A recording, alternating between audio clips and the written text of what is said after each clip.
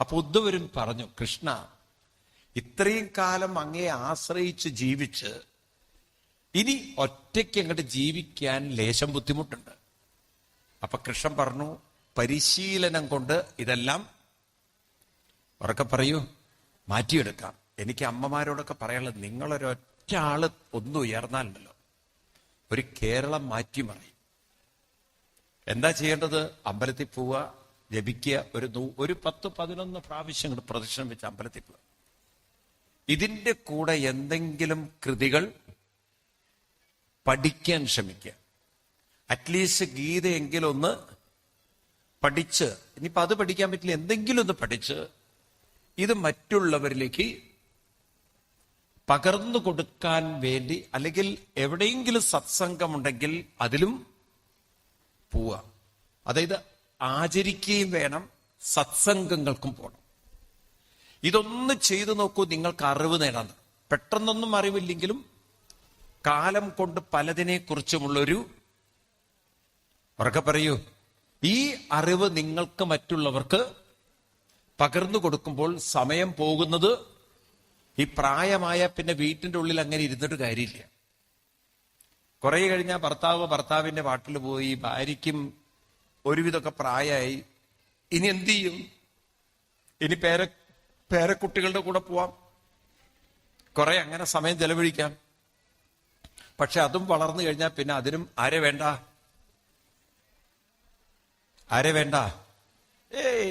പോവാൻ പറയും. മനസ്സിലായില്ലേ? അതുകൊണ്ടാണ് ഇപ്പോഴത്തെ കുട്ടികൾ, ഞാൻ പറഞ്ഞില്ലേ, ഇപ്പോഴത്തെ കുട്ടികളോട് ചോദിച്ചു, ചെറിയ കുട്ടികളോട് വീട്ടിൽ വേണ്ടാത്ത വല്ലതും ഉണ്ടോ എന്ന്, 2 എണ്ണം ഉണ്ടെന്ന് പറയും. അപ്പൊ നമ്മൾ കുറെ കഴിഞ്ഞാൽ അവർക്കൊന്നും വേണ്ടാത്തവരായി മാറും. ഞാൻ തമാശയല്ല പറയുന്നത്, നിങ്ങളെ കുറെ കഴിഞ്ഞാൽ അവർക്കാർക്കും വേണ്ടാത്തതായി മാറും. മനസ്സിലാവുണ്ടോ? ഒരു അങ്കിള് അമേരിക്കയിൽ ചെന്നു മകളുടെ അടുത്ത്. അപ്പൊ ഈ മനുഷ്യന് സമയം പോകില്ലേ, ഭാര്യയാണെങ്കിൽ അടുക്കളയിൽ അതുണ്ടാക്കി ഇതുണ്ടാക്കി എങ്ങനെ സമയം കളയും. ഇദ്ദേഹം TV ചാനൽ കണ്ട് ഒടുക്കത്തെ ചർച്ചകൾ കാണാൻ തുടങ്ങി. അവസാനം ആ പേരക്കുട്ടിക്ക് കാർട്ടൂൺ കാണാൻ പറ്റില്ല. കാരണം അവന്റെ TV കയറിയിട്ടാണ് ഇയാൾ ചർച്ച കാണുന്നത്. ആ കുട്ടി ഇതിലോ റിമോട്ട് എടുത്തിട്ട് ആ കാരണവരുടെ തലയ്ക്ക് അങ്ങ് കൊടുത്തു. ദേഷ്യം വന്നിട്ടേ ഒറ്റ വീക്കാർഡ് വെച്ച് കൊടുത്തു. അപ്പോഴേക്കും എല്ലാവരും ഓടി വന്ന് എന്താ ചെയ്തതെന്ന്. അപ്പൊ ഈ മുത്തശ്ശൻ പറഞ്ഞു, അത് പറയാൻ പറ്റൂ, പേരക്കുട്ടി എന്നെ അടിച്ചു എന്നുള്ളത്. പക്ഷെ വീട്ടിൽ ക്യാമറയൊക്കെ വെച്ചുകൊണ്ട് അവർക്ക് കണ്ടുപിടിക്കാൻ പറ്റും എന്താ പറ്റിയെന്ന്. അപ്പൊ കുട്ടിയോട് ചോദിച്ചു എന്താണെന്ന്. ഇയാളേക്ക് എന്തിനാ അവിടെ കൊണ്ടുവന്നിരിക്കുന്നത് എന്ന്. ആരാ ഇങ്ങോട്ട് കൊണ്ടുവരാൻ പറഞ്ഞിരിക്കുന്നത്? ആലോചിച്ച് നോക്കൂ, വല്ല കാര്യമുണ്ട് അവിടെ പോയിട്ട് ആ TV കണ്ടിട്ട് ആ കുട്ടിയുടെ എന്നാ അതിന് വല്ല കഥകളൊക്കെ പറഞ്ഞു കൊടുത്തിട്ടാണ് ഈ കാരണവർ ഇരുന്നതെങ്കിൽ ആ കുട്ടിക്ക് താല്പര്യം ഉണ്ടാവുമായിരുന്നു. ആ കുട്ടി പറയും, എന്റെ മറ്റു ഫ്രണ്ട്സിന് പരിചയപ്പെടുത്തി കൊടുക്കായിരുന്നു. ആണോ? പറയൂ നിങ്ങള്. അതിനാവുന്ന കാലത്ത് ഇതൊന്നും വായിക്കില്ല, കേൾക്കില്ല. ഈ ഒടുക്കത്തെ ചർച്ച കാണാൻ പോവും. അത് കണ്ടിട്ട് നിങ്ങൾക്ക് എന്ത് ഗുണമുണ്ട്? കാരണം അതാ പഠിപ്പിച്ചു വിട്ടിരിക്കുന്നത്. ഇങ്ങനെ ഒരാള് നന്നാവാനല്ല നോക്കുന്നത്. അതുകൊണ്ട് ജീവിതം നന്നാവണമെങ്കിൽ അമ്മമാരെ പ്രസംഗിച്ചത് കൊണ്ട് നന്നാവില്ല. അതിനെന്ത് വേണം? പരിശീലനത്തിലൂടെ മാത്രമേ നന്നാവുള്ളൂ. ഇന്ന് നിങ്ങൾ പരിശീലിച്ചാൽ നാളെ കരുത്തുണ്ട്. ഇന്ന് നിങ്ങൾ പലതും കേട്ടാൽ നാളെ അറിവ് കൂടെയുണ്ട്. ഈ അറിവാണ് നിങ്ങൾക്ക് മറ്റുള്ളവരാൾക്ക് പറഞ്ഞു കൊടുക്കാൻ പറ്റും. ഇവിടെ കൃഷ്ണൻ ഉദ്ധവർക്ക് മനസ്സിനെ ഉയർത്താനുള്ള ഒരു അറിവ് പകർന്നു കൊടുക്കുക. കൃഷ്ണൻ എവിടുന്ന ഈ അറിവ് കിട്ടിയത്? അത് നിങ്ങൾ പഠിക്കില്ല. കൃഷ്ണൻ കുഞ്ഞായിരിക്കുന്ന സമയത്ത് ഗുരുകുലത്തിൽ പോയി പഠിച്ചിരുന്നു. ഇന്നലെ കണ്ടില്ലേ സുധാമാവിനെയൊക്കെ? എവിടുന്ന കൃഷ്ണന് സുധാമാവിനെ കിട്ടിയത്? വഴി റോഡ് സൈഡിൽ നിന്ന് കിട്ടിയതാണോ? എവിടുന്നാ കിട്ടിയത്? ഗുരുകുലത്തിൽ നിന്ന്. അവതാര പുരുഷനായിരുന്നിട്ട് പോലും കൃഷ്ണൻ ഗുരുകുലത്തിൽ പോയി അറിവ് നേടിയിട്ടുണ്ട്. ഉണ്ടോ? അപ്പൊ ഈ ഹിന്ദു എന്ന ജന്തുവിനും കുറച്ച് അറിവ് വേണ്ടേ? എന്താ നിങ്ങളൊന്നും മിണ്ടാത്തത്? നമ്മളും നമ്മുടെ സംസ്കാരത്തെക്കുറിച്ച് അറിയണ്ടേ? പഠിക്കണ്ടേ? ഹിന്ദുക്കൾക്ക് അങ്ങനെ ഒരു സംവിധാനം ഉണ്ടോ? എന്താ ഒന്നും മിണ്ടാത്തത് നിങ്ങള്? ഉണ്ടോ? പിന്നെ ഇങ്ങനെ പ്രായമായ ഈ TV-യിലെ ചർച്ചയിൽ അത് എന്ത് കുന്താ നിങ്ങൾ കാണുക? നല്ലത് പറഞ്ഞു കൊടുക്കണമെങ്കിൽ ആ പറഞ്ഞു കൊടുക്കാനുള്ള അറിവ് നേരത്തെ തന്നെ ആർജിക്കണം. അതുകൊണ്ട് 3 കാര്യങ്ങൾ നിങ്ങൾ വിട്ടുവീഴ്ച ചെയ്യരുത്. ഒന്നാമത്തത് കൃത്യനിഷ്ഠ. എന്താണ്? ഒരു കോംപ്രമൈസ്. നിങ്ങൾക്ക് നന്നാവണോ, നിങ്ങൾക്ക് കരുത്തുള്ളവരാവണോ, കൃത്യനിഷ്ഠ വേണം. 2, നമ്മുടെ ജീവിതത്തിലുള്ള അനുഷ്ഠാനം. എന്താണ്? അനുഷ്ഠാനം. 3-മത്തതാണ് സത്സംഗം. എന്താണ്? അറിവ് നേടുക. 4-മത്തതൊന്നുകൂടിയുണ്ട്. ഈ അറിവിനെ മറ്റുള്ളവർക്ക് പറയൂ, പകരം. നിങ്ങൾ നോക്കൂ, നിങ്ങൾ അങ്ങനെ ജീവിച്ചു നോക്കൂ, സമയം പോകുന്ന അറിയില്ല. നിങ്ങൾ ഒരിക്കലും തളർന്നു വരിക്കില്ല. കാരണം ഇതെല്ലാം മനസ്സിന്റെ ഊർജം, മനസ്സിന്റെ ശക്തി കൂട്ടും. നിങ്ങൾ രാവിലെ എണീക്കുന്ന ശക്തി കൂട്ടും. രാവിലെ ഒരു 108 തവണ നാമം ചൊല്ലി അമ്പലത്തിൽ പോയി നോക്കൂ, നിങ്ങളുടെ മനസ്സിന്റെ ശക്തി, ഏകാഗ്രത കൂട്ടും. നിങ്ങൾ അറിവ് നേടും തോറും നിങ്ങൾക്ക് ഒരു സന്തോഷം കൂടി വരും. ഇതിനെ മറ്റുള്ളവർക്ക് പകർന്നു കൊടുക്കും തോറും സമയം പോകുന്നത് പോലും അവരൊക്കെ പറയൂ അറിയില്ല. ഇതൊക്കെ വേണോ? അല്ലെങ്കിൽ നിങ്ങൾ വെറും വീട്ടിലിരുന്ന് കുറച്ച് ശാപ്പാടും പലഹാരവും ഉണ്ടാക്കും. അതൊക്കെ കഴിച്ച് മക്കൾ വളരും. പിന്നെ അത് കെട്ടും, അത് അതിന്റെ പാട്ടിൽ പോവും. പിന്നെ അവർക്ക് പ്രാരബ്ധം വരും. പിന്നെ നിങ്ങൾ അവർ കെട്ടിയെടുക്കും. കാരണം പിന്നെ അവർക്ക് പൈസ വേണം, സൗകര്യം വേണം. അത് നിങ്ങളോട് ചോദിക്കുമ്പം നിങ്ങൾ കൊടുത്തിട്ടില്ലെങ്കിൽ നിങ്ങളെല്ലാം കൂടിയും കെട്ടിയെടുത്തിട്ട് വല്ല ഈ പഴയ സാധനങ്ങളൊക്കെ വീട്ടിൽ നിങ്ങൾ എന്താ ചെയ്യുക? പഴയ സാധനങ്ങളൊക്കെ നിങ്ങൾ വീട്ടിൽ എന്താ ചെയ്യുക? കളയാൻ പറ്റാത്ത സാധനം. എന്നാ നിനക്ക് വേണ്ടതാനം, എന്നാ വേണം താനും, അങ്ങനെയൊക്കെ ഉണ്ടാവുമല്ലോ കുറച്ച്. അതിനാണ് പണ്ട് കാലത്തൊക്കെ ഈ വീട് വാർക്കുന്ന സമയത്ത്, ഇപ്പൊ കുറവാണത്, വീടിന്റെ റൂമിന്റെ അകത്തൊരു സാധനങ്ങളൊക്കെ സ്റ്റോർ ചെയ്യാൻ വേണ്ടി ഒരു സ്ലാബ് വാർക്കും. ആണോ? അല്ലെങ്കിൽ പഴയ പല പെട്ടികളുണ്ടെങ്കിൽ അതിൽ ഈ സാധനങ്ങളൊക്കെ വാരി നിറച്ച് വല്ല ഷെൽഫിന്റെയും മോളിൽ കയറ്റി വയ്ക്കും. ആണോ? പണ്ടൊക്കെ ഈ തട്ടിമ്പുറം ഉണ്ടായിരുന്നു, ഓടിട്ട വീടുകളുടെ കാലത്ത് ഉണ്ടായിരുന്നില്ലേ? പഴയ സാധനങ്ങളൊക്കെ എവിടെ കയറ്റി വയ്ക്കും? തട്ടിൻ മുകളിൽ വയ്ക്കും. ആണോ? ഇതുപോലെ നിങ്ങളുടെ മക്കൾ നിങ്ങളെ കൊണ്ട് ഇനി വലിയ ഉപകാരമില്ലെങ്കിൽ വെക്കുന്ന തട്ടിൻപുറാണ് ഓൾഡ് ഏജ് ഹോം. ചുരുട്ടിക്കൂട്ടി എവിടെ കൊണ്ടുപോയിടും? എന്താ മിണ്ടാത്തത് നിങ്ങള്? എന്താ മിണ്ടാത്തത്? എവിടെ കൊണ്ടിടും? ഞാൻ ഇവിടെ ഇരിക്കുന്ന ഒരുവിധം ചെറുപ്പക്കാരായ അമ്മമാരോട് പറയുന്നത്, രക്ഷപ്പെടണമെങ്കിൽ ഇപ്പൊ രക്ഷപ്പെട്ടോളൂ. കാരണം കണ്ടമാനം കുട്ടികൾ വിദേശത്ത് പോവുക. അവരൊന്നും ഇനി ഇങ്ങോട്ട് വരുമെന്ന് വിചാരിക്കരുത്. പ്രായമായാൽ ഒരാൾ നേരത്തെ പോണം. ഒരുമിച്ച് പോയ ചരിത്രം ഇല്ല. ഉണ്ടോ? അപ്പൊ ഒരാൾ വീട്ടിൽ ഒറ്റപ്പെടും. ആദ്യം മിക്കവാറും പോകുന്നത് കാരണവരായിരിക്കും. കാരണം അവിടെ പോയിട്ടൊക്കെ സ്ഥലം ബുക്ക് ചെയ്ത് വെക്കാൻ ആള് പോകും. അപ്പോ അമ്മമാര് മിക്കവാറും വീട്ടിൽ ഒറ്റയ്ക്കാവും. അപ്പം ഈ മക്കൾക്ക് അവിടെ ഇരുന്നിട്ട് സമാധാനം ഉണ്ടാവില്ല. അതും അവർക്ക് ഇത്തിരി സാമ്പത്തിക പ്രശ്നങ്ങളൊക്കെ കൂടി വന്നു കഴിഞ്ഞാൽ മരുമകള് മകനോട് പറയും, എന്തിനാ അമ്മ ഇങ്ങനെ വീട്ടിലിരുത്തുന്നത്, ഒറ്റയ്ക്കല്ലേ, അതുകൊണ്ട് വല്ല ഓൾഡ് ഏജ് ഹോമിലേക്ക് ആക്കിക്കൂടെ. ഇപ്പൊ 2 കാര്യമാണ്. അമ്മയെ അവിടെ പറഞ്ഞയക്കുകയും ചെയ്യാം, ആ സ്ഥലം എങ്ങനെങ്കിലും വിറ്റ് അവർക്ക് എന്താ വെച്ചാൽ ഇവിടുത്തെ ഇൻവെസ്റ്റ് ചെയ്യാം. മനസ്സിലാവുണ്ട് നിക്ക്? അപ്പൊ ഇത്രയും കാലം പുട്ടും കടലയും ഉണ്ടാക്കി കൊടുത്ത് ട്യൂഷനും പറഞ്ഞയച്ച് കണ്ണിലെണ്ണ ഒഴിച്ച് താഴെ വെച്ചാൽ എന്താണ് ഉടുമ്പരിക്കുമെന്ന് വിചാരിച്ച്, തലയിൽ വെച്ചാൽ ഉറുമ്പരിക്കുമെന്ന് വിചാരിച്ച്, മാറി എന്തൊക്കെയോ രീതിയിൽ വളർത്തി, ഇതിനെ വളർത്തി ഒരു നല്ലൊരു വഴിക്കാക്കി. ആ മക്കളാണ് ഇപ്പോ ഒരു വഴിക്കാക്കിയിരിക്കുന്നത്. അങ്ങനെയുള്ള ഒരു ദുരിത ജീവിതം വേണ്ട എന്ന് ആഗ്രഹിക്കുന്നവർ എത്ര പേരുണ്ട്? നാളെ ഇങ്ങനെ ഒരു ദുരന്തം എനിക്കുണ്ടാവരുത്. ഇപ്പൊ നിങ്ങൾ കൈപൊക്കാത്തവരുടെ വിചാരം എന്താ അറിയോ? എനിക്കിതൊന്നും ഉണ്ടാവില്ല, LKG പഠിക്കുന്ന സാധനം കയ്യിലുള്ളോട്ടാ, അത് വളരട്ടെ. അന്ന് നിങ്ങൾക്കൊക്കെ ഒരു 10, 50, 60, 70 വയസ്സാകുമ്പോഴേ ഞാൻ പറഞ്ഞത് മനസ്സിലാവുള്ളൂ.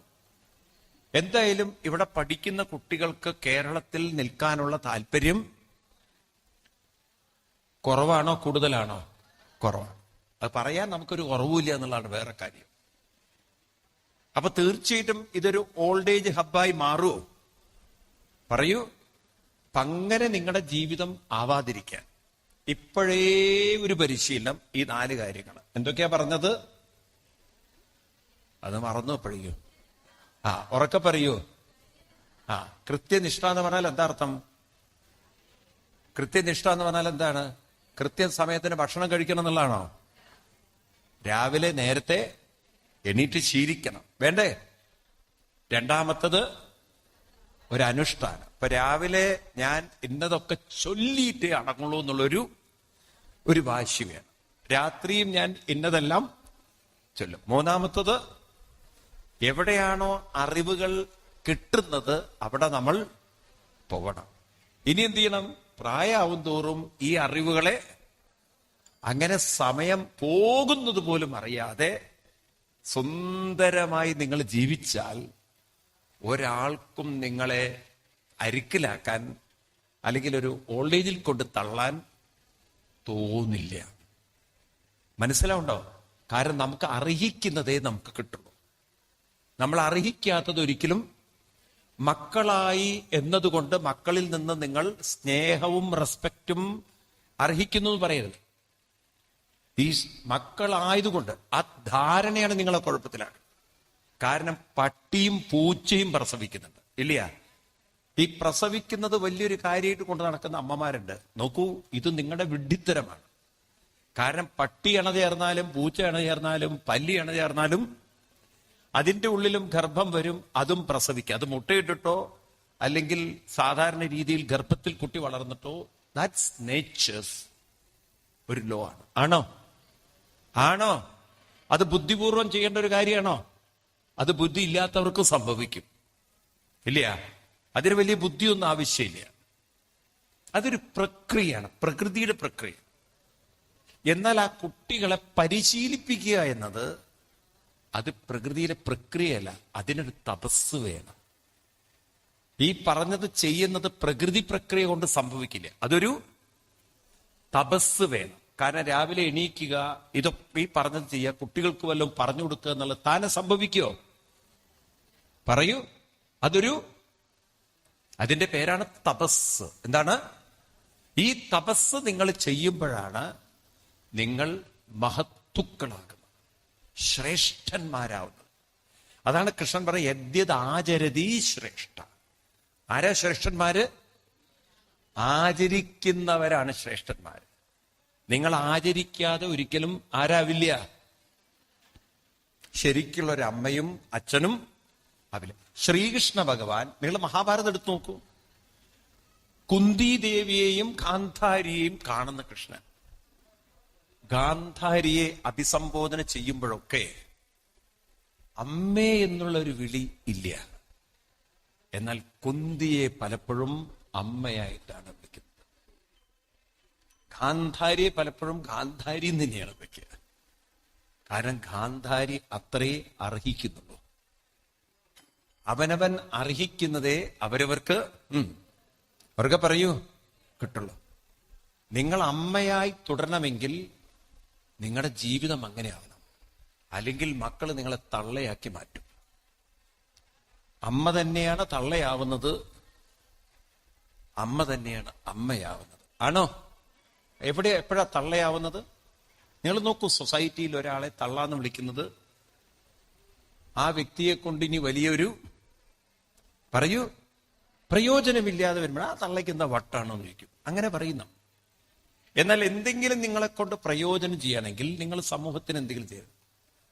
ആ അമ്മ തന്നെയാ പറയുക. ആണോ? പറയൂ നിങ്ങൾ. അപ്പൊ നമ്മളാണ് നമ്മുടെ വില നിശ്ചയിക്കുന്നത്. വെറുതെ മക്കളോട് പറഞ്ഞ പോലെ എന്റെ വില എന്താ നിങ്ങൾക്ക് അറിയില്ല. എന്ത് വില? കഴുത്തിലും ഒക്കെ കടക്കുന്നതിന് വിലയുണ്ട്, അത് കഴിഞ്ഞാൽ എന്ത് വിലയുണ്ട്? അല്ല, കുറച്ച് സ്വർണത്തിന്റെയോ വീടിന്റെയോ ഗമ കൊണ്ട് വില കാണരുത്. ഒന്നാമത് ഇപ്പൊ നിങ്ങളുടെ മക്കൾക്ക് നിങ്ങളുടെ വീടും വേണ്ട, നിങ്ങളുടെ സ്വർണവും വേണ്ട. അതൊക്കെ കാലം പണ്ടായിരുന്നു. ഇപ്പൊ അതിലൂടൊന്നും അവർക്ക് വലിയൊരു, അവര് അധ്വാനിക്കണം, ഉണ്ടാക്കണം, അങ്ങനെ ചിന്തിക്കുന്നവരാണ്. ആണോ? അല്ലയോ? ഇതൊക്കെ നമ്മൾ ഉൾക്കൊണ്ടുകൊണ്ട് ഒരു പുതിയ കേരളത്തെ വാർത്തെടുക്കണം. പഴയ കേരളമല്ല ഇനിയുള്ള കേരളം. പണ്ടത്തെ കേരളത്തിൽ നിന്ന് നമ്മളൊരു പുതിയ കേരളത്തിലേക്ക്, മക്കളെല്ലാം ഇവിടെ നിന്നും പുറത്തു പോകുന്ന ഒരു കേരളം, ഒരു ഓൾഡ് ഏജ് ഹോമായി കൊണ്ടിരിക്കുന്ന കേരളം, അതൊരു ദുരന്ത കേരളമായി മാറരുത്. മനസ്സിലാവുണ്ട് ഞാൻ പറയണത്? അപ്പൊ അതുകൊണ്ട് ഉദ്ധവരോട് പറഞ്ഞു കൊടുക്കുകയാണ്, ഉദ്ധവരെ ചിലരിൽ നിന്നും കണ്ടു പഠിക്കണം. ചിലരിൽ നിന്നും ആ കാര്യം പറയുമ്പോഴാണ് ഉദ്ധവര് പറഞ്ഞു, എന്താ കൃഷ്ണ, എനിക്കൊന്ന് വിശദീകരിച്ചു തരും. അപ്പോഴാണ് 24 ഗുരുക്കന്മാരുടെ കഥ പറയുന്നത്. ആരൊക്കെയാണ് 24 ഗുരുക്കന്മാര്? പറയാണ്, ഇവരൊക്കെയാണ് ഗുരുക്കൻ. ഏതേമേ ഗുരവോറാനൻ. ആരൊക്കെയാണ്? പൃഥിവി, വായുരാകാശം, ആപോഗ്നി, ചന്ദ്രമാ, രവി, കബോധോ, അജഗര, സിന്ധു, പതംഗ, മതഗജ. 24 ഗുരുക്കന്മാര്. നമ്മുടെ സമയം അനുവദനീയല്ല അത്രയും പറയാൻ. അത് വളരെ ഷോർട്ടായിട്ട് നമ്മൾ പോവുകയാണ്. അപ്പൊ ആദ്യം തന്നെ നമുക്ക് 5 ഇന്ദ്രിയങ്ങളിലൂടെ നശിക്കുന്ന 5 ജീവജാലങ്ങളുടെ കഥ പറയാം.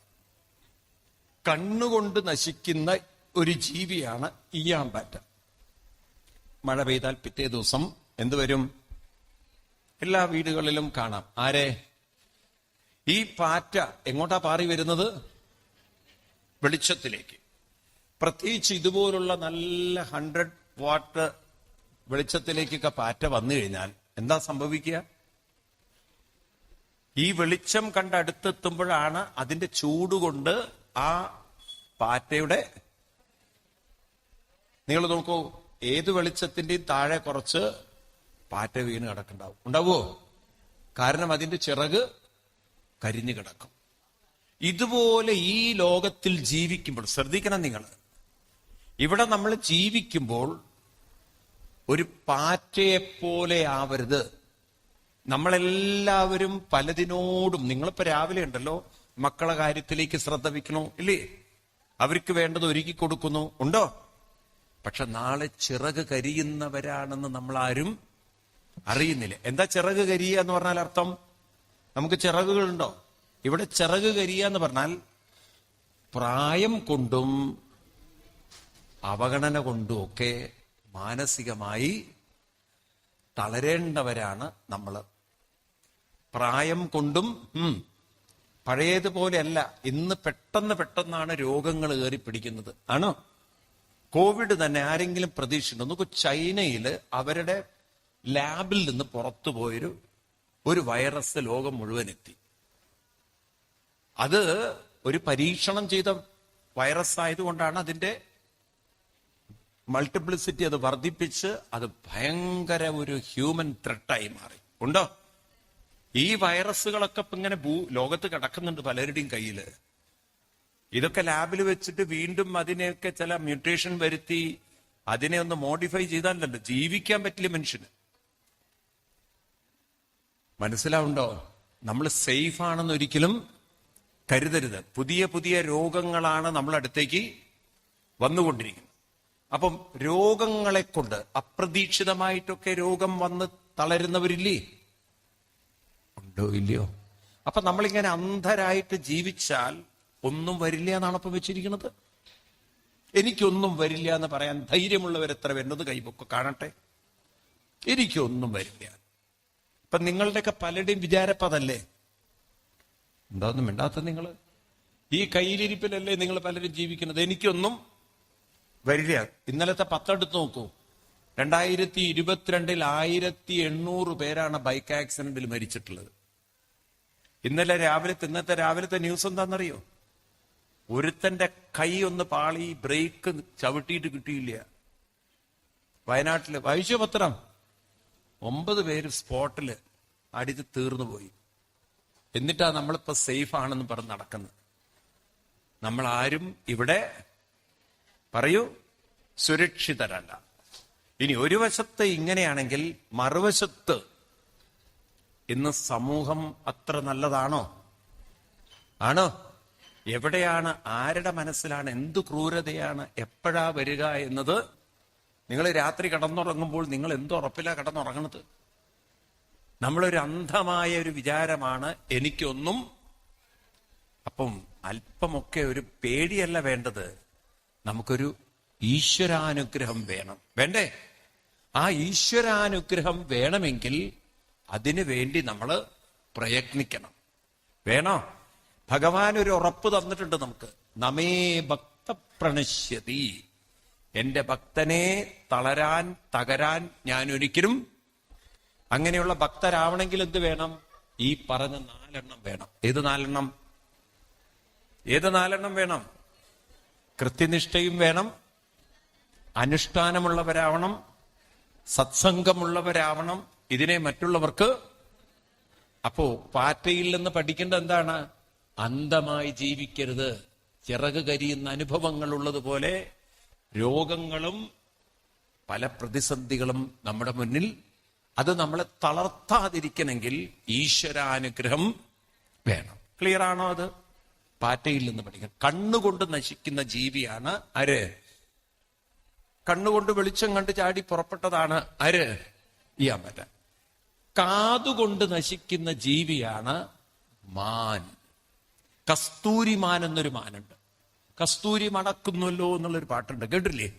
കാശ്മീർ ഭാഗങ്ങളിലാണ് അത് കൂടുതൽ. പക്ഷെ ഇപ്പൊ വളരെ റെയറാണ്. വളരെ എക്സ്പെൻസീവ് ആയിട്ടുള്ള സാധനമാണ് കസ്തൂരി. ഇത് ശരീരത്തിലുണ്ട്. ആരുടെ? ഈ മാനുണ്ട്. അതിന് നല്ല സുഗന്ധമാണ് ചില സമയത്ത്. ഈ സുഗന്ധം എവിടുന്നാണെന്ന് ഇങ്ങനെ നോക്കിക്കൊണ്ടിരിക്കുമ്പോഴായിരിക്കും വല്ല വേട്ടക്കാരനും വന്ന് അതിനെ അമ്പ ചെയ്യുന്നത്. എങ്ങനെയാണ് അമ്പ ചെയ്താൽ, ഈ കസ്തൂരി മാനിന് പാട്ടിനോട് വലിയ ഇഷ്ടമാണ്. ശബ്ദം കേട്ടാൽ അതങ്ങനെ അവിടെ, അതിപ്പോ പക്ഷികളായാലും ശരി, ചില മൃഗങ്ങളായാലും ജീവജാലങ്ങൾക്കൊക്കെ ഉണ്ട്. പണ്ണാൻ തന്നെ നിങ്ങളൊന്ന് ഒരു ശബ്ദം ഉണ്ടാക്കിയാൽ ഒന്നവിടെ നിൽക്കും. അത് ഉണ്ടോ? ഉണ്ടോ ഇല്ലയോ?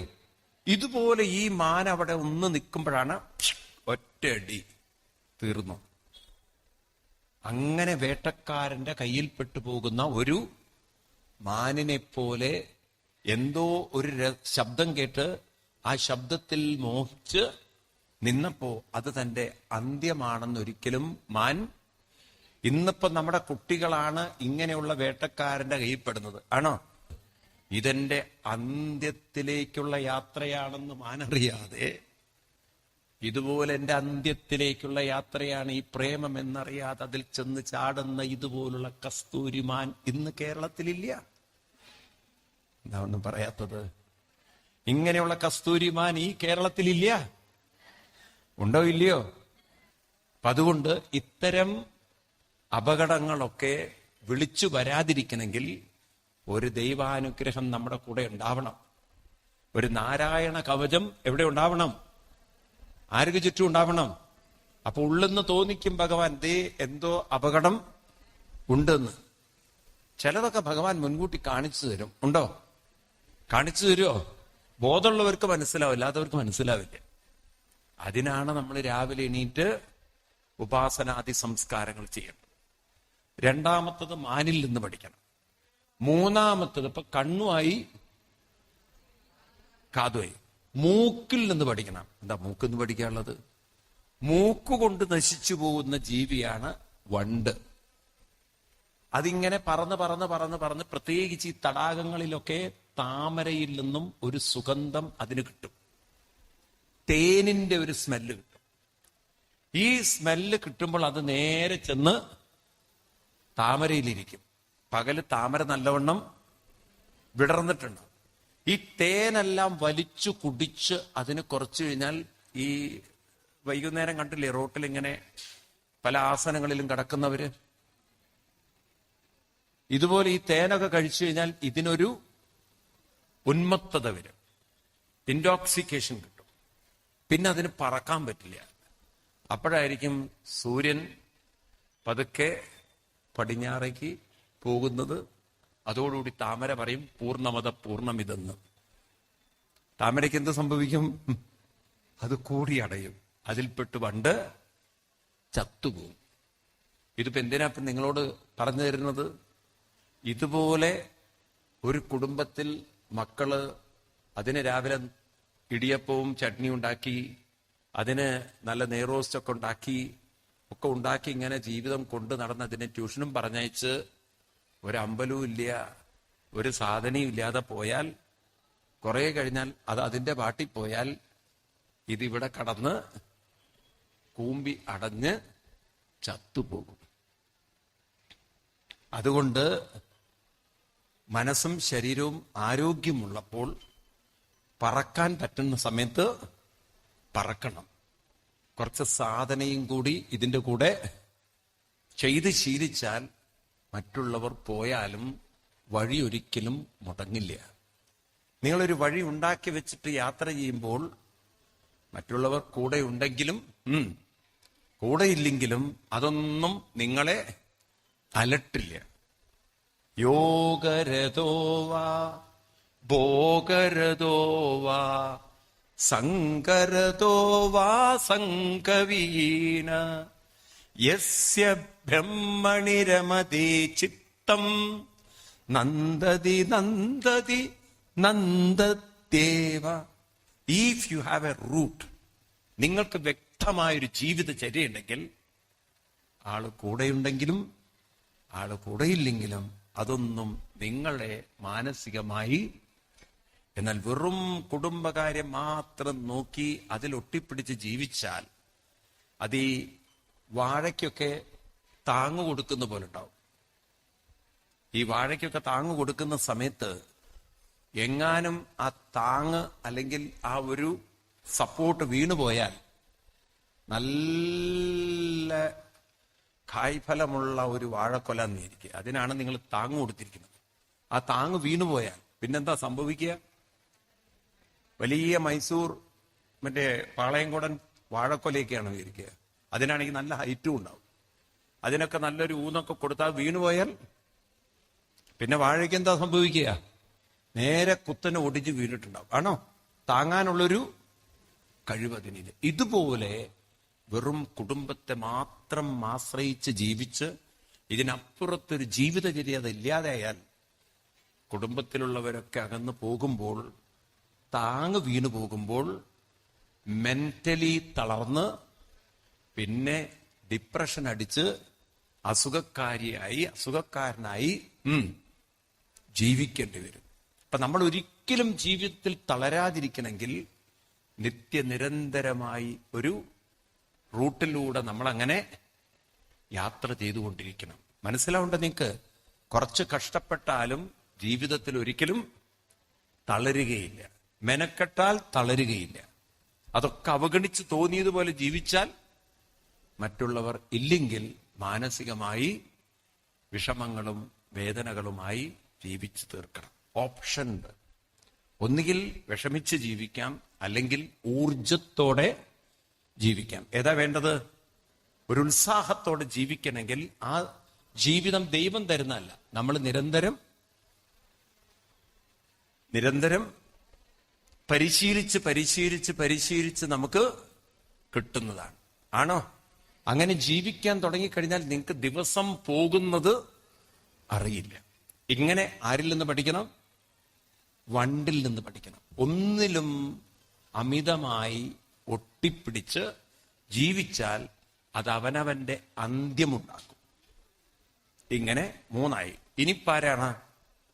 ഇനി 2 ഇന്ദ്രിയങ്ങൾ കൂടിയുണ്ട്. കണ്ണായി, കാതായി, ഇനി നാക്ക്, രുചി. ഈ നാക്കിന്റെ രുചിയിൽ കുരുകിപ്പോകുന്നതാണ് മത്സ്യം. മുക്കുവൻ ഒരു ഇരയിട്ട് ഇര വെച്ചുകൊണ്ട് ചൂണ്ടയിട്ട് കഴിഞ്ഞാൽ ഈ ഇര മാത്രമേ ആര് കാണുള്ളൂ? മത്സ്യം. അത് ചെന്ന് വിഴുങ്ങും. അപ്പോഴേക്കും ഇയാളെ പിടിച്ചു വലിക്കും. അതോടുകൂടി ഇതിന്റെ കഴുത്തിൽ കുരുങ്ങി. കണ്ടില്ലേ ഫിഷിംഗ്? ആ മത്സ്യം അതിന്റെ ആ ഇരയുടെ ഉള്ളിലുള്ള ഒരു ഇരുമ്പ് കൊളുത്ത് അവർക്ക് പറയൂ, കാണുന്നുണ്ടോ? ഇല്ല. അത് കാണുന്നത് ഇരകை മാത്രമേ കാണൂ. ഇതുപോലെയാണ് നമ്മുടെ നാക്ക്. ഇന്ന് പ്രത്യേകിച്ച് കുട്ടികളത് അറിയുക. ഈ ചെറുപ്പത്തിലുണ്ടല്ലോ, അനാവശ്യ ഭക്ഷണങ്ങൾ കഴിച്ചാൽ ഈ ലഡുകളും അതുപോലുള്ള കെമിക്കലും അക്യുമുലേറ്റ് ചെയ്ത് പല സെൽസുകളെയും അത് കേടുവരുത്തുന്നത് നമ്മളാരും അറിയില്ല. ഏതെങ്കിലും തരത്തിലൊരു ഇൻഫെക്ഷൻ അത് ബോഡിയിൽ ഉണ്ടാക്കിയാൽ ഈ ഇൻഫെക്ഷ്യസ് സെൽസ് പിന്നീട് അതിനുണ്ടാകുന്ന ക്രമേണ ഉണ്ടാകുന്ന ഈ ഇൻഫെക്ഷൻ ക്രമേണ ഒരു എന്താ പറയുക, ഒരു രോഗമായി, അല്ലെങ്കിൽ അത് സെൽസിനെ മുഴുവൻ കേടുവരുത്തി അതങ്ങനെ സ്പ്രെഡ് ചെയ്ത് വരുമ്പോൾ ഒരു സുപ്രഭാതം ഡോക്ടർ പറയും 3-ാം സ്റ്റേജാണ്, 4-ാം സ്റ്റേജാണ്. ഇത് സാധനം അധികവും വരുന്നത് ആഹാരത്തിൽ നിന്നാണ്. ഏതിൽ നിന്നാണ്? അതുകൊണ്ട് ആഹാരശുദ്ധോ സത്വശുദ്ധി. ഏറ്റവും പ്രാധാന്യം കൊടുക്കേണ്ടത്, പറയൂ, ഈ കടകളിൽ നിന്നൊക്കെ വാങ്ങിച്ചു കൂട്ടുന്നതും എല്ലാം ഒന്ന് ശ്രദ്ധ വയ്ക്കുക. കാരണം ഏത് ഭക്ഷണം ഉണ്ടാക്കിയാലും, ഇപ്പം നിങ്ങൾ ചിപ്സ് ഉണ്ടാക്കുന്നു, നിങ്ങൾ എന്ത് പലഹാരം ഉണ്ടാക്കിയാലും അത് കുറച്ച് ദിവസമേ നിൽക്കുള്ളൂ, 2-3 ദിവസം ആണോ? എന്നാൽ ഇത്രയും സാധനങ്ങളൊക്കെ ഒരു കേടുപറ്റാതെ നിൽക്കുന്നുവെങ്കിൽ അതില് എന്താ പറയുക, അതിന് പ്രിസർവേറ്റീവ്സ് എന്ന് പറയും. അതൊക്കെ കെമിക്കലാണ്. അത് നമ്മുടെ ശരീരത്തിനൊട്ടും, പറയൂ, നോക്കൂ, ശരീരത്തിൽ നമ്മൾ കഴിക്കുന്നത് ദഹിക്കാതെ പോകുന്നത് അവിടെ സ്റ്റോർ ചെയ്ത് കിടക്കും. എല്ലാം ദഹിപ്പിക്കാനുള്ള കഴിവ് നമ്മുടെ സിസ്റ്റത്തിന് ഇല്ല. ചില കെമിക്കലൊക്കെ അവിടെ കിടക്കും. ഈ കെമിക്കൽസ് അവിടെയും ഇവിടെയും കിടക്കുന്നത് ബ്ലഡിൽ ചേർന്ന് പല സെല്ലുകളിലും പോയി ഇൻഫെക്ഷൻ ഉണ്ടാക്കും. ഈ ഇൻഫെക്ഷനാണ് ക്രമേണ സെല്ലുകളിൽ മാറ്റങ്ങൾ വരുത്തി ക്രമേണ നമ്മുടെ ശരീരത്തിൽ പല, പ്രത്യേകിച്ച് ക്യാൻസർ പോലുള്ള മാരക രോഗങ്ങളാവും. ഒരു 55 വയസ്സിൽ ഒരാൾക്ക് ക്യാൻസർ 3rd സ്റ്റേജ് ആണെങ്കിൽ മനസ്സിലാക്കണം, ഒരു 7-8 വയസ്സിൽ കഴിച്ച ആഹാരത്തിന്റെ റിയാക്ഷൻസ് ആണ് 55-ലും 60-ലും 3-ാം സ്റ്റേജിലും 4-ാം സ്റ്റേജിലും എത്തിക്കുന്നത്. അല്ലാതെ ഒരൊറ്റ ദിവസം കൊണ്ട് എത്തിക്കുന്ന അല്ലത്. മനസ്സിലാവുണ്ടല്ലോ? അതുകൊണ്ട് അമ്മമാര് ശ്രദ്ധിക്കണം, കുട്ടികൾക്ക് പറഞ്ഞു കൊടുക്കണം, ആഹാരശുദ്ധോ സത്വശുദ്ധി. എന്താണ് ആഹാരശുദ്ധോ സത്വശുദ്ധി എന്ന് പറഞ്ഞാൽ എന്താ അർത്ഥം? വല്ലതും മനസ്സിലാവും നിങ്ങൾക്ക്? ആഹാരം ശുദ്ധമായാലേ ആരോഗ്യവും ശുദ്ധമാവും. കഴിയുന്നതും പച്ചക്കറി വീട്ടിൽ ഉൽപ്പാദിപ്പിക്കുന്നതാണ് ഏറ്റവും ഉത്തമം. നമ്മൾ ഈ ക്ഷേത്രങ്ങളിലൊക്കെ ഇനി ക്രമേണ അത്തരം ക്ലാസ്സുകളൊക്കെ നമുക്ക് ഉണ്ടാവണം. വീടുകളിൽ കൃഷി, കാരണം തമിഴ്നാട്ടിൽ നിന്ന് വരുന്നതൊക്കെ മാരക വിഷങ്ങൾ അടിച്ച സാധനം. നോൺ വെജ് എന്ന് പറയുന്ന സാധനത്തിൽ പ്രത്യേകിച്ച് അമ്മമാരോട് എനിക്ക് പറയാനുള്ളത്, ഈ ചിക്കൻ എന്നൊരു സാധനം കുട്ടികൾക്ക് ജന്മം കൊടുത്തു പോരുത്. എന്തുകൊണ്ടാണ്? നമ്മുടെ ശരീരത്തിൽ ഓൾറെഡി ഹോർമോൺ ഉണ്ട്. ഇതെല്ലാം ഹോർമോൺ ടാബ്ലറ്റ് കൊടുത്ത് വളർത്തുന്നതാണ് ഈ കോഴികൾ. നിങ്ങൾ ഈ ബോയിലർ കോഴിയുടെ ആയുസ് കേട്ടിട്ടുണ്ടോ? എത്രയാ? ആർക്കെങ്കിലും അറിയാം ബോയിലർ കോഴി എത്ര ദിവസം വരെ ജീവിക്കുക?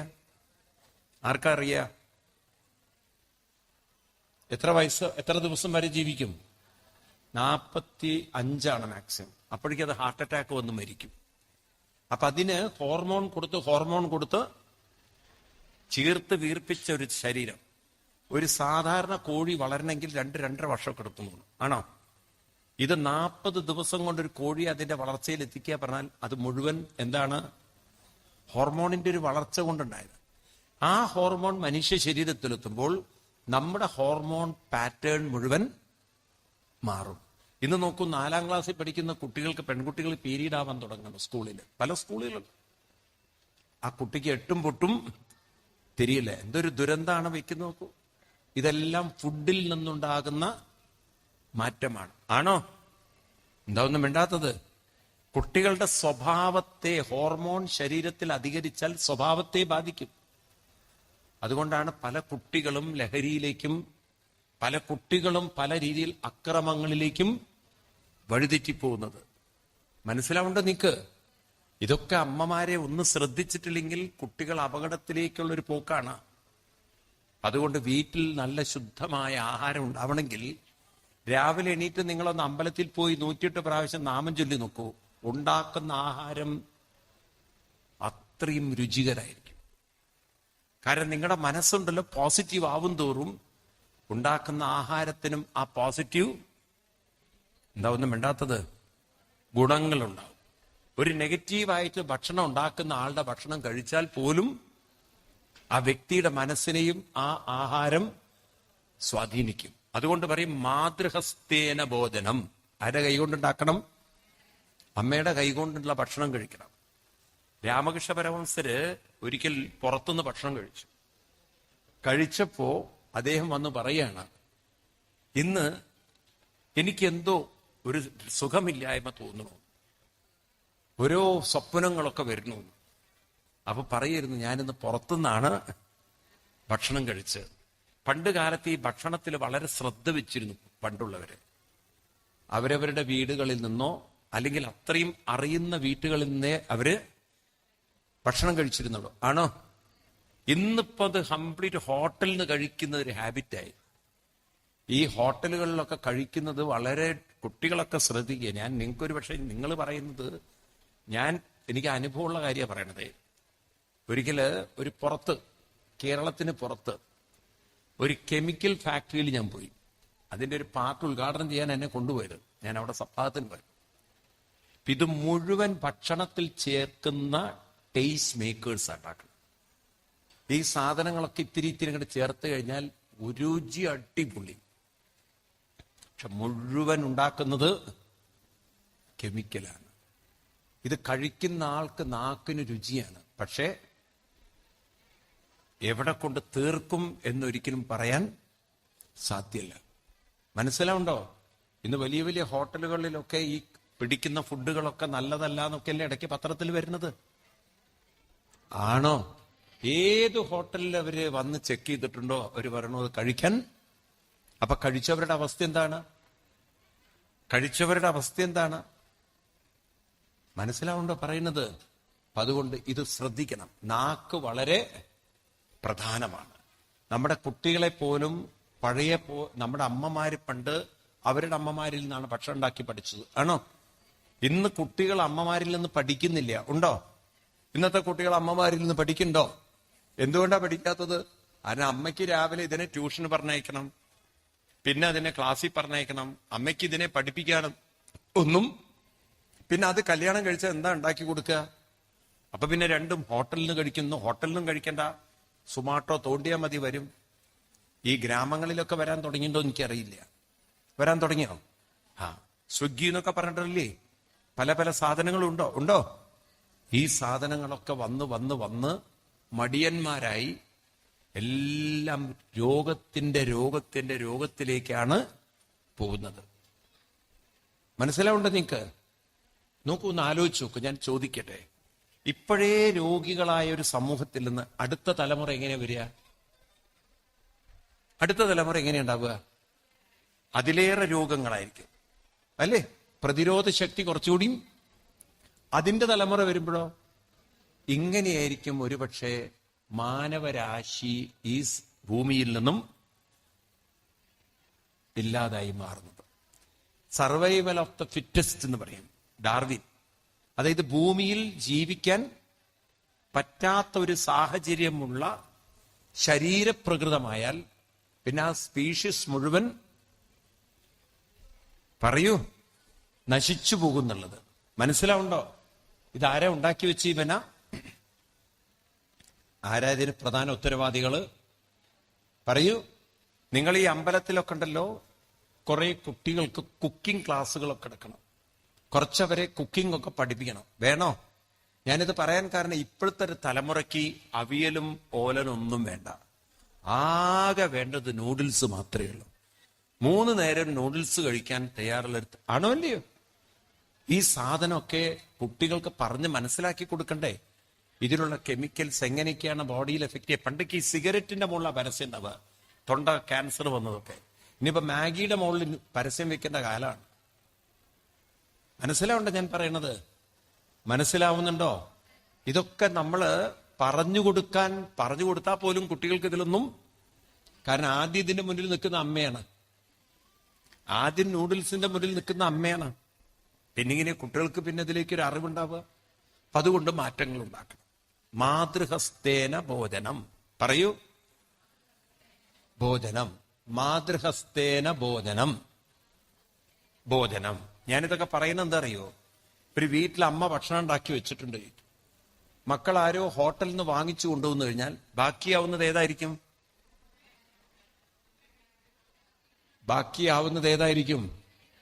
നാണമല്ലേ നിങ്ങൾക്കത് പറയാൻ? അതെന്തേ അമ്മയുടെ ഭക്ഷണത്തിനോട് താല്പര്യം കുറയണത്? കാരണം അതിനേക്കാൾ രുചി. എന്നിട്ട് ആ കൊണ്ടുവന്ന സാധനത്തിന് ചീത്ത വിളിക്കും ചെയ്യും, എരിവൊക്കെ കൂടി എന്ന് പറഞ്ഞിട്ട്. ഇന്ന് എന്തേ അമ്മ ഉണ്ടാക്കിയത് ശരിയാവാഞ്ഞത്? ഞാൻ അമ്മമാരോട് പറയാണ്, നിങ്ങൾ രാവിലെ എണീറ്റ് ഒരു 108 നാമവും ചൊല്ലി അമ്പലത്തിൽ പ്രദക്ഷിണം ചെയ്ത് വീട്ടിൽ പോയി ഭക്ഷണം ഉണ്ടാക്കി നോക്കൂ.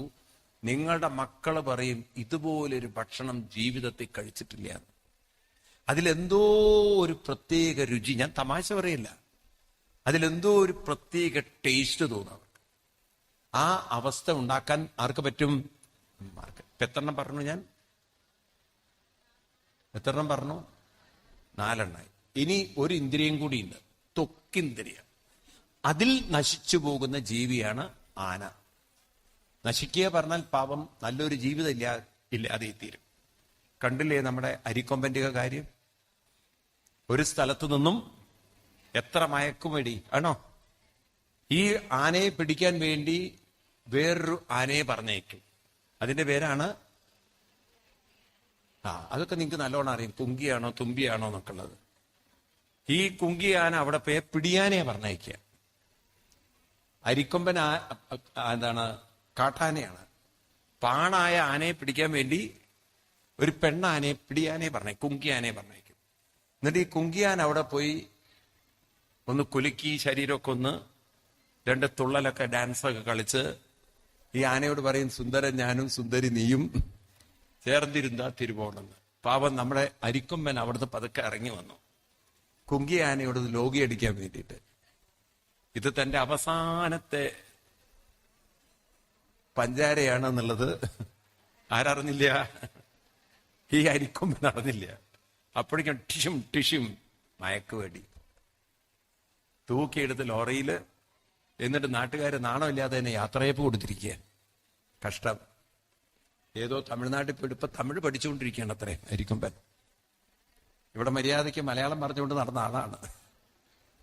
ഇങ്ങനെ ഇന്ദ്രിയങ്ങളിൽ അമിതമായി വീണുപോയാൽ, ആ ഇന്ദ്രിയ സുഖങ്ങൾക്ക് വേണ്ടി മനുഷ്യൻ അടിമപ്പെട്ടാൽ, അത് കുറെ കഴിഞ്ഞാൽ ജീവിതത്തിന് വലിയ അനർത്ഥങ്ങളും നാശങ്ങളും വരുത്തും.